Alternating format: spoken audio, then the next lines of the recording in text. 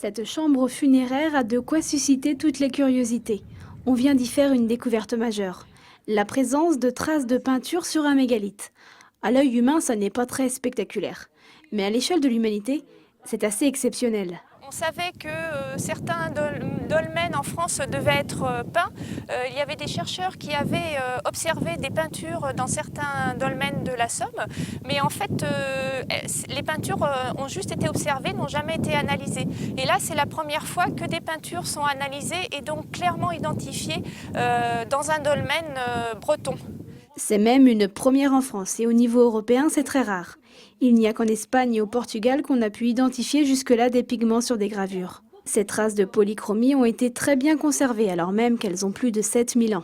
Là, ces traces de peinture en noir et en rouge ont été analysées et ça a donné que les gens ont peinté les chambres avec de l'oxyde de manganèse pour le noir et de l'oxyde de fer pour le rouge.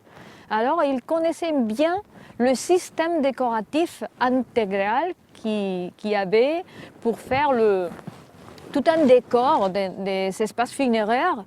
L'observation a exigé 1 an de travail. La deuxième étape, l'analyse des autres chambres funéraires, nécessitera, elle, plusieurs années de recherche.